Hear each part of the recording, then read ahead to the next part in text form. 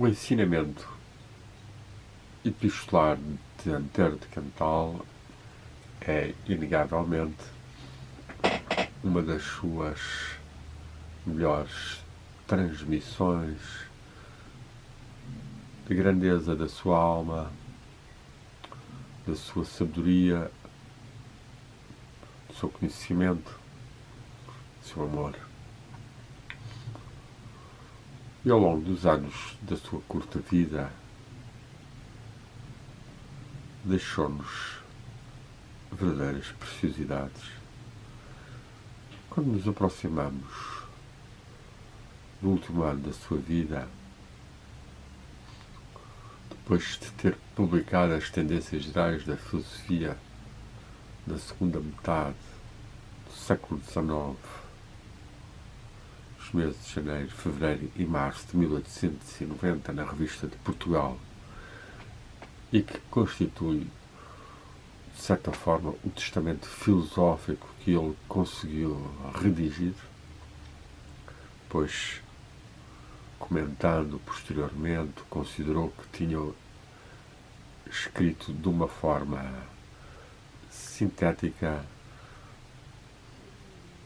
esquemática, abreviada, impessoal, sem a sua dialética e sem a sua pessoalidade. Olha, que tem a ver com a afirmação que fez também de que ele era mais um Sócrates, desejaria mais ter um discípulo que registasse as suas inspirações e as suas cogitações e meditações. Depois de ter redigido as tendências gerais de filosofia, que teve, de facto, um acolhimento bom, teve ainda a aventura de participar como presidente da Liga Patriótica do Norte, um momento em que, finalmente, já como homem, assumiu a sua qualidade de líder intelectual de uma geração, no caso, sobretudo, para os habitantes do Porto e os estudantes do Porto, mas sabemos como a Liga se sobrou e a reação contra o ultimato e contra a opressão inglesa acabou por não ir avante, já que Portugal não tinha a capacidade nem militar nem financeira para se opor ao imperialismo inglês. Houve reações fortes, de Antero, de Fernando Leal, que escreveu, seu amigo, que também escreveu fortemente contra os ingleses, mas a saída de Antero é uma saída, de certa forma, de uma pessoa algo vencida, algo desiludida, que se vai fechar mais, regressando a Vila de Conde e depois a Lisboa, e em seguida, em meados de junho de 1891, já regressa para os Açores, primeiro só, depois fazendo vir as suas duas afilhadas e pupilas, Beatriz e Ermelinda, que tinham na altura 12 e 15 anos, e a sua irmã Ana, muito enfraquecida. Procura então estabilizar aí, e as cerca de 30 e tal cartas que nós temos deste último ano não contêm grandes ensinamentos intelectuais, filosóficos, morais.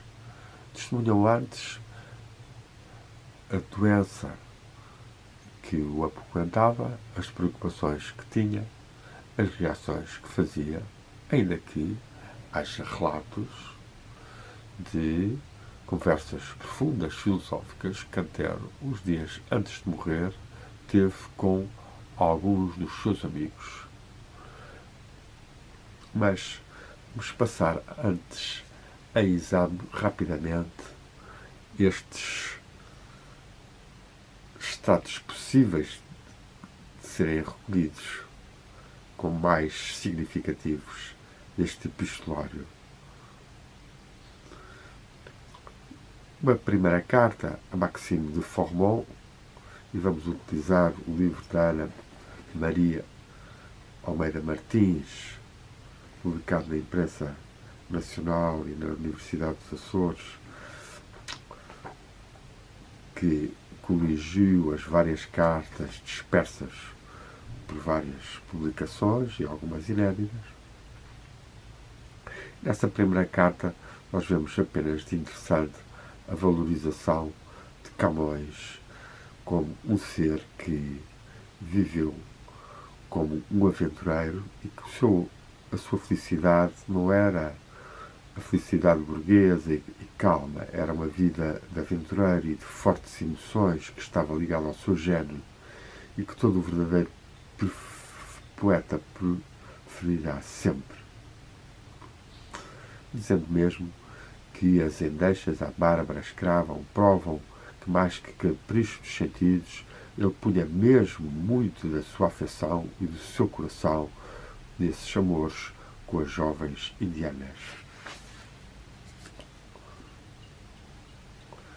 Numa carta ao seu tradutor, Goran Bjorkman, de fevereiro desse mesmo ano, 91, Anter refere o valor na poesia portuguesa, sobretudo, passado de Alexandre Claro e de Almeida Garrett, e finalmente a nova geração, sobretudo a João de Deus, nomeando as flores do campo e o ramo de flores.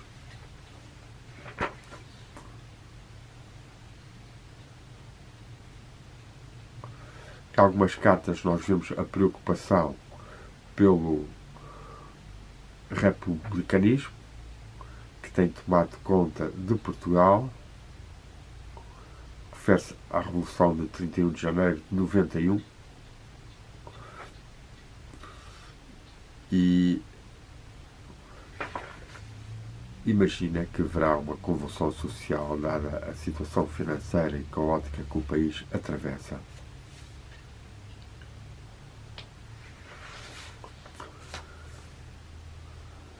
Em 26 de março de 1891, a Mariano Machado Faria de Maia, nós encontramos uma carta valiosa, pois mostra-nos bem ainda alguma da sua sabedoria espiritual, moral e ética. Os negócios públicos tomam feição cada vez mais grave. Receios que a complicarem-se nos reservem cruéis provações. Eu cuido que isso é inevitável, não só porque o mal é já profundo e visceral, como, sobretudo, pelo egoísmo, abandono de si e confusão do espírito público. Mas, caro amigo, para que nos nutriu a filosofia com a medula dos leões, senão para nos momentos de prova sermos fortes e serenos e superiores às vicissitudes dos acontecimentos. Se não podemos remediar os grandes males impendentes, ao menos mostraremos com que firme coragem eles devem ser suportados. É valiosa esta transmissão da força estoica de enfrentar-se as dificuldades, as provações, com coragem firme, com a medula dos leões, fortes e serenos, superiores às vicissitudes dos acontecimentos. É importante esta noção da medula dos leões, uma interiorização da energia e captação da força a partir da própria medula, algo que na tradição indiana é muito trabalhado, como a energia da coluna vertebral, dos nadis, entre os quais Sushumna, o central, para onde a energia de unificação e de força circula mais.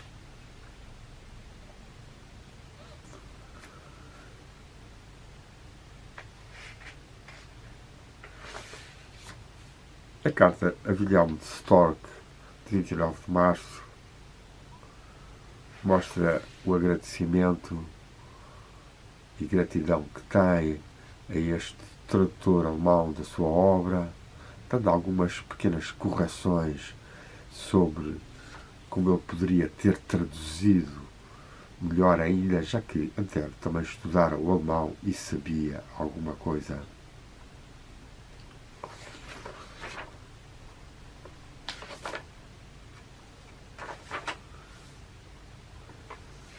Goran Björkman, o sueco tradutor, recebe uma nova carta em 12 de abril, na qual, que eu já comentei, refere os grandes poetas portugueses como João de Deus, depois nomeia ainda um pouco Tomás Ribeiro, Guerra Junqueiro, lamenta o desaparecimento de Gonçalves Crespo e as suas miniaturas, e lembra ainda Soares de Passos com as suas poesias, ou ainda Teófilo Braga, A Visão dos Tempos.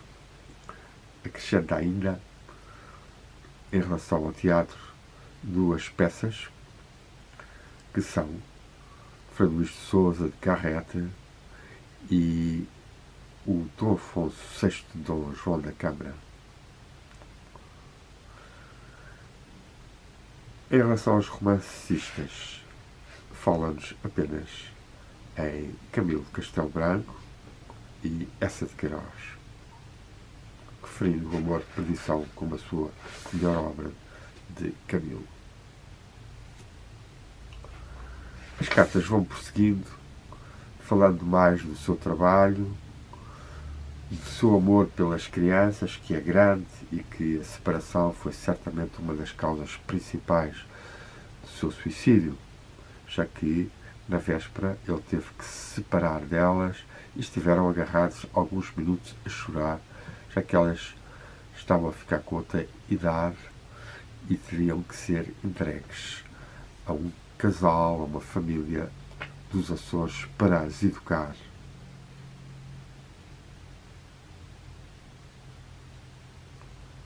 É interessante esta carta, escrita a Gustavo Barbosa, padrinho Gustavo, escreveu mesmo a Albertina na parte final.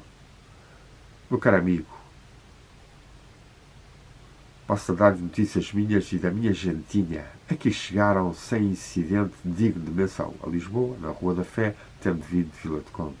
As pequenas, maravilhadas com a novidade de uma viagem noturna em caminho de ferro, divertiram-me muito com os seus espantos e extraordinárias perguntas. São boas, estão alegres, e eu contento com elas, pela boa vontade com que trabalham e aprendem, e o seu bom natural e docilidade. São ambas jeitosas e a Albertina muito aplicada. Diz minha irmã que dará uma boa dona de casa. Assim, pois, como vê, vai tudo muito bem. Elas lembram-se com saudade do bom tempo que passaram em casa do Gustavo, que espero nunca se esquecerão.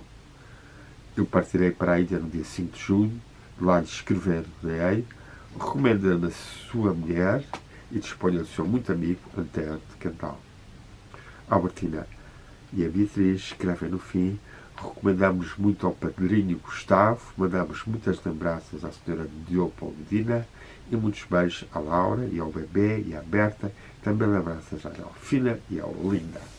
Uma carta cheia de amor familiar que nutriu Antero nos últimos anos e que falhou no momento final.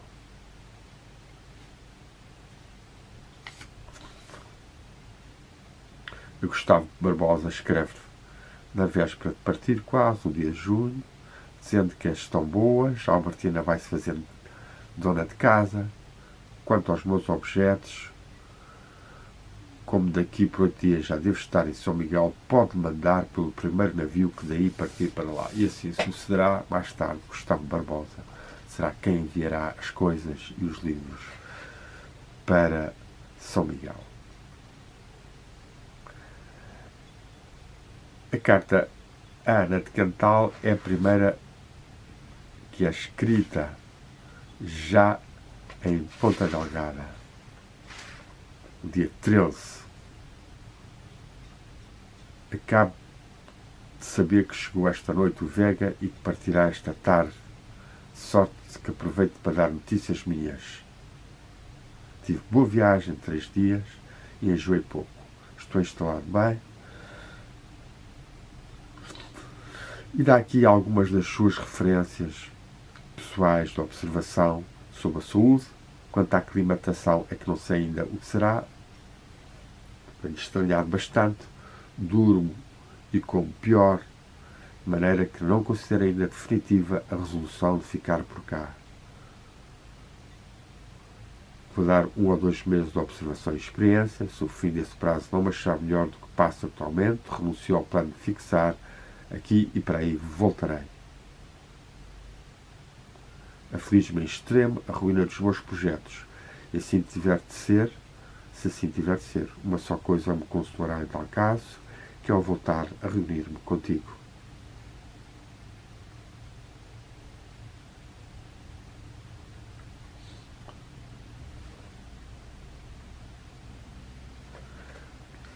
Afirma de novo à irmã o seu grande amor por ela e como se sente difícil estarem separados, e termina: não tenho tempo de escrever às pequenas, mas dá-lhe lembranças minhas que cá penso muito nelas e tenham sempre presentes as minhas palavras de despedidas. E adeus, minha Anica. Saudades a todos os nossos e recebe um abraço apertado do teu irmão muito amigo, Antero. No dia 16, 3 dias depois, torna a escrever para a irmã, referindo que, apesar de sentir-se ainda bastante abatido, tenho todavia dormido melhor nas últimas 3 noites, desaparecendo por isso uma certa agitação nervosa que muito contribuía para o meu mal-estar. Também tenho comido mais, ainda com pouco apetite.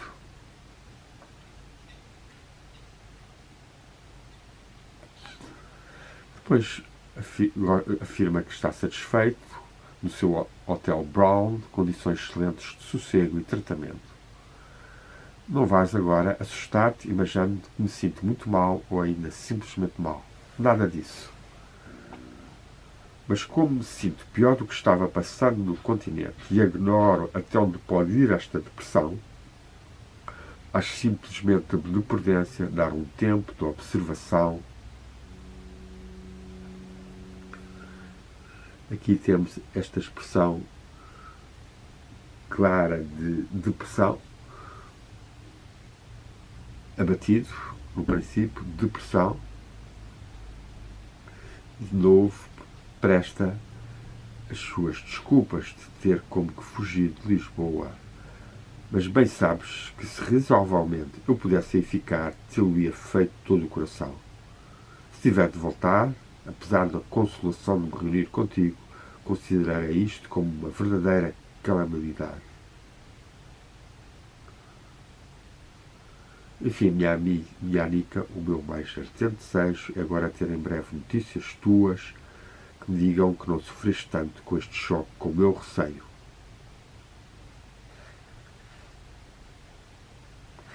De novo torna a repetir as suas recomendações às pequenas, certamente muito presentes em Antero. Darás muitas lembranças minhas às pequenas, a quem não escrevo separadamente, pelo incómodo que me causa escrever. Dizes que cá penso nelas todos os dias, desejando que sejam muito boas e aproveitem o ensino que se lhes dá e considerem que é tudo para o seu bem e para poderem auxiliar-me em vez de me serem embaraço, como seriam se nada aprendessem e nada soubessem. Confio nelas e espero que assim seja. Seria para mim um grande desgosto se sucedesse ao contrário. A Beatriz, como mais nova e mais impaciente, faço particularmente estas recomendações, desejando que as tenha sempre presentes para assim combater as suas distrações e impaciências. Ela que considera a amizade que tenho e que, se quiser mostrar-me igual amizade, será só fazendo o que digo. contrário, não acreditarei então que me tenha amizade, só mostrará, tratando de vencer os seus defeitos para me dar gosto com isso. Vemos que, de facto, e ainda noutras cartas isto estará presente, a maior transmissão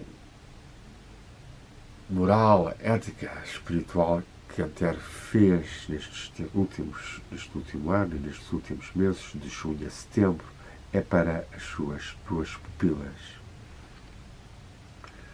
A 17, 4 dias depois de escrever à sua irmã, escreve finalmente a um amigo, Oliveira Martins, e de novo mostra como está satisfeito com o hotel, mas que tem estranhado mais do que se punha a mudança de clima.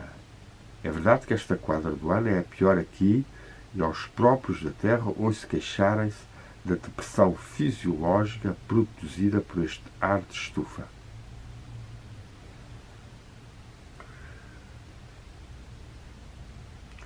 Termina no fim, afirmando: acho esta população verdadeiramente panclóssica.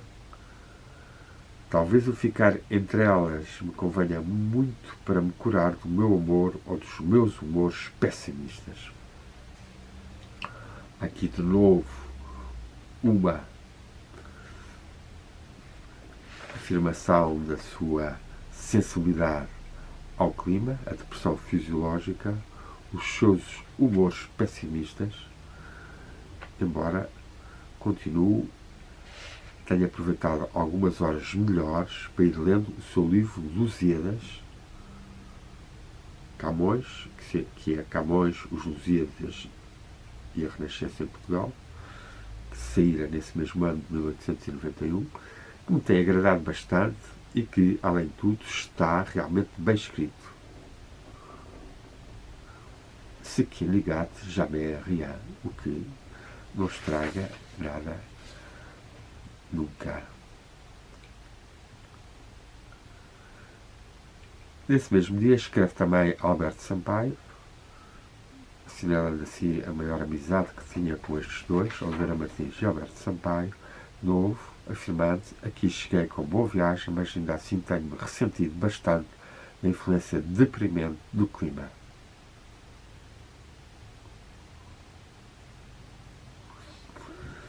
Considera, de novo, que se vir que não consigo aclimatar-me e que há risco de vir a piorar seriamente, voltarei para o continente. Tudo diz que está bem no seu hotel e esperarei com paciência e prudência a ver o que faz este meu caprichoso organismo e o que me deixa a mim fazer. De novo, refere a sociedade açoriana como muito parada.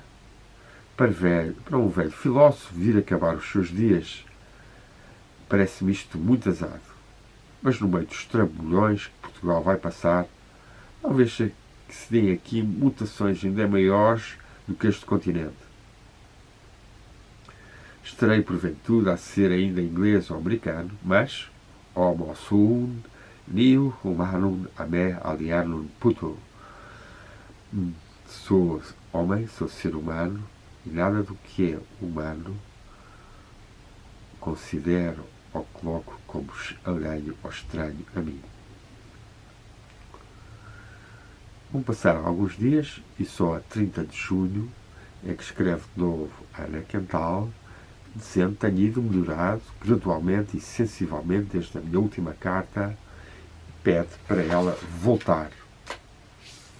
De novo, há considerações sobre as sobrinhas, ou afilhadas, ou filhas, ou protegidas, ou pupilas, a Beatriz e a Ermelinda. Uma delas muito interessante. Fico muito triste com saber que Beatriz não faz caso das minhas recomendações, que em vez de ser obediente e amorável, é insubordinada. Digo-lhe que estou muito sentido e descontente com ela, pois vejo que não me tem a amizade que diz, visto que não faz o que eu desejo, que é obedecer, ter bom gênio e bom modo, e ser amorável e submissa, e querer aprender e trabalhar. Estou muito sentido com ela. E por isso, enquanto não souber que mudou de comportamento, resolvi suspender-lhe a minha bênção. Escusa de me chamar padrinho, porque não o quero ser, nem lhe quero dar a minha bênção, enquanto não saber que, pelo seu comportamento, se tornou digna da minha amizade, que está em risco de perder. Isto lhe dirás e explicarás. Estou muito, muito desgostoso com ela. Envio as minhas lembranças à Albertina.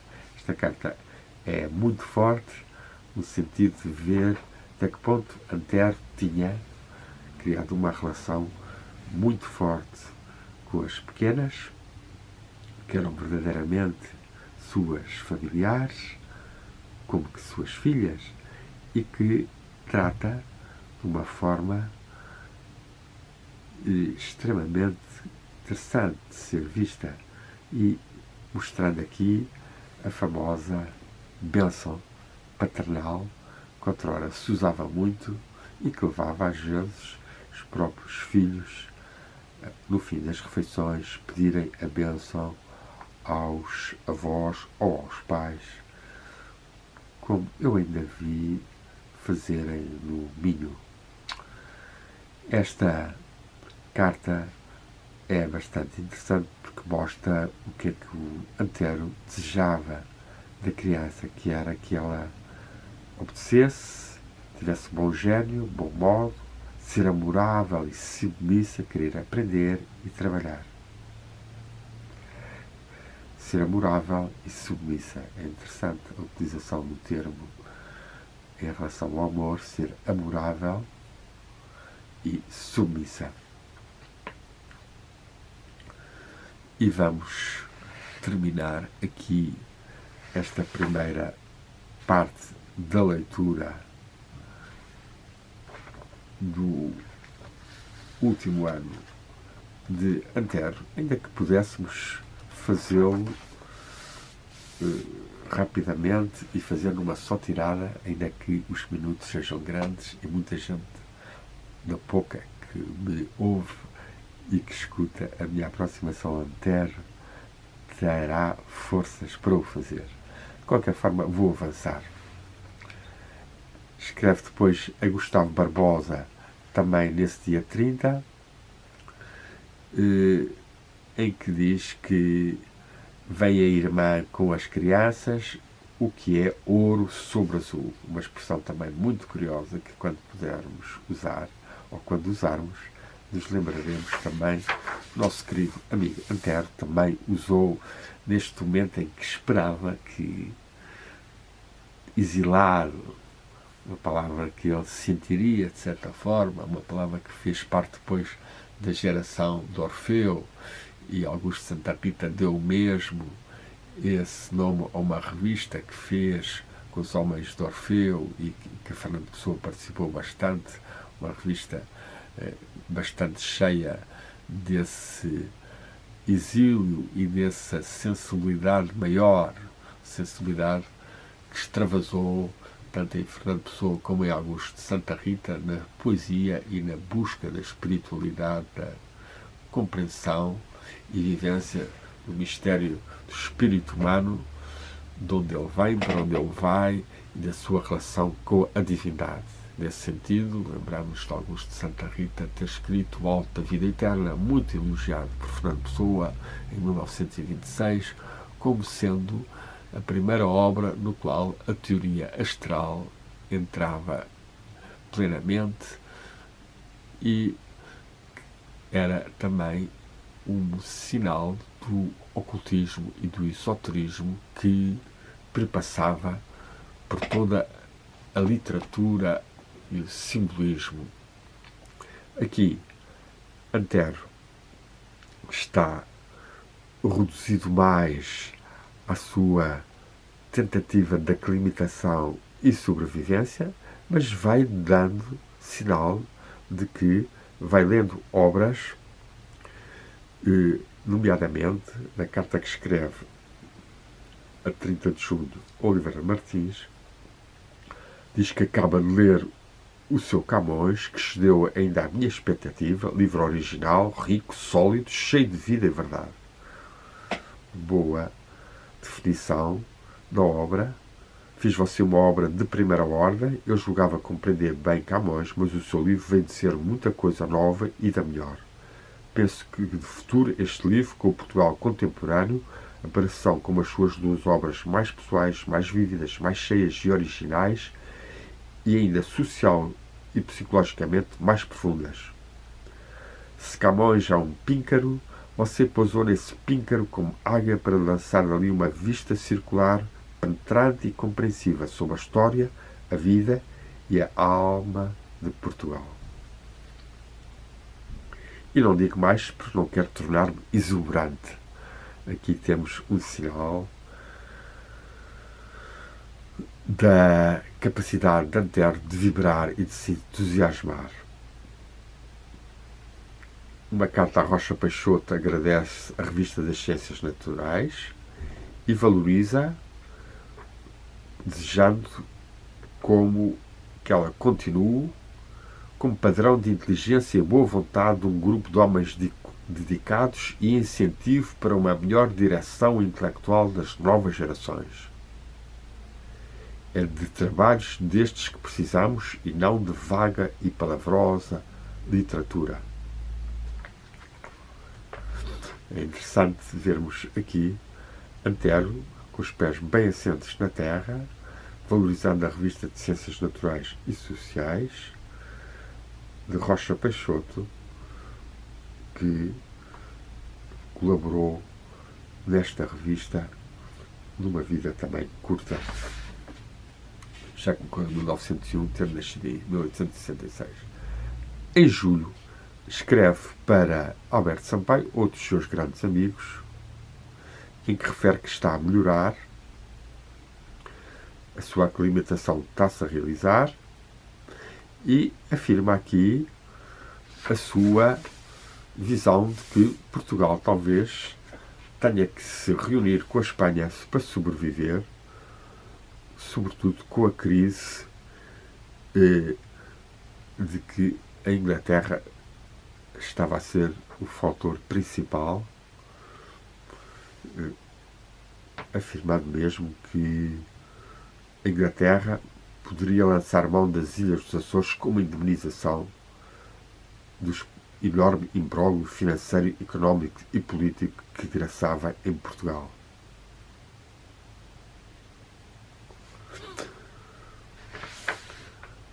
A Gustavo Barbosa torna a vir a escrever uma carta a 18 de julho, também, em que, de novo, afirma o seu medo de que haja movimentos revolucionários que precipitem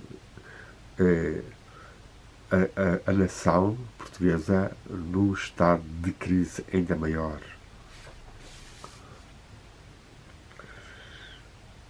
A 30 de julho escreve a Oliveira Martins, agradecendo o apoio que deu à sua irmã que chegou, continua a melhorar, mas tem um extenso parágrafo que fala dos seus problemas novo de saúde, que de certa forma justificam ou de certa forma mostram o encaminhar para o suicídio. Continuo melhorando, ainda com alternativas. Creio, porém, apesar do que você receia e do que eu às vezes também desconfio, que não se deve atribuir, senão em menor parte ao clima insular, esta minha vacilação de saúde, mas principalmente ao estado moral, à pressão, à apreensão contínua que me inspira o futuro desta coisa tão nova e para mim tão contrária ao meu natural, qual é de me ter transformado de um dia para o outro de excêntrico em homem normal e de selvagem em pai de família e cidadão. Foi esta uma determinação violenta e não admira que os meus nervos sofressem grande mal. Como quer que seja, há aqui um médico moço, inteligente e estudioso, era o Dr. Bruno Carreira, pai do grande biógrafo de Antero de Quental, José Bruno Carreiro, que me diz que considera este clima para aquelas doenças nervosas que consistem em excitação, provém dela como favorável por ser entorpecedor e calmante. Amém. É interessante aqui verificarmos que Antero sobrepõe à sua situação de pressões fisiológicas provocadas pelo clima de estufa ou de modorra ou de morraço que caía sobre as ilhas, à transformação súbita em um pai. Ele que era, e duas expressões muito interessantes para se definir a si próprio, um excêntrico, um selvagem, a tornar-se num pai de família e cidadão, e os nervos estavam algo abalados. Também valioso Antero utilizar aqui a expressão amém, assim seja, em relação a este médico que dizia que tudo iria correr bem.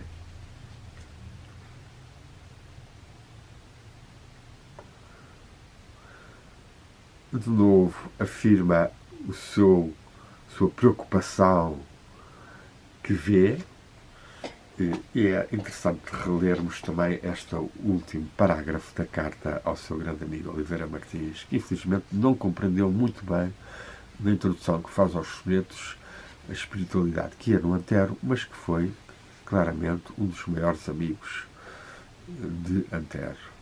Daqui lhe direi nada, porque isto é o que pode haver de mais estagnadamente provincial. A tormenta que todos aí já veem iminente num grande encastelamento de nuvens negras, aqui aparece apenas vaga névoa no horizonte. De resto, quando platonicamente se discorre sobre eventualidades possíveis, uns desejariam ser americanos, outros ingleses, ninguém manifesta sentimentos de português. Ria-se das minhas contradições, mas confesso-lhe que me causa isto má impressão e quase me desgosta. Não me sinto português, mas tenho o sentimento de solidariedade com o grupo social orgânico e histórico a pertenço. E a Deus, um grande abraço do coração, com letra grande, Antero. Enviei, entretanto, uma fotografia agora a Anne Bjorkman que lhe tinha pedido e que fez. E a Joaquina Araújo escreve também a 30 de julho, nesse mesmo dia, que escreveu várias cartas em que, de novo, fala de si próprio e, depois de se definir de novo psicossomaticamente, acaba por dar alguns conselhos e mostrar o seu magistério filosófico e crítico e literário em relação a um poema que Joaquim Araújo tinha composto, Estátua do Poeta. No entanto, é talvez mais interessante de referirmos, para compreendermos Antero, o que ele escreve no primeiro parágrafo. Meu caro Joaquim, começo a acreditar que não andei bem avisado em vir estabelecer-me em São Miguel. Cada vez me vou sentindo mais incompatível com estes ares doentios que o Charcot, famoso médico francês, alienista e de doenças nervosas, que tanto condenava e que com efeito me torturam, atacando-me sem descanso os centros nervosos. A atmosfera é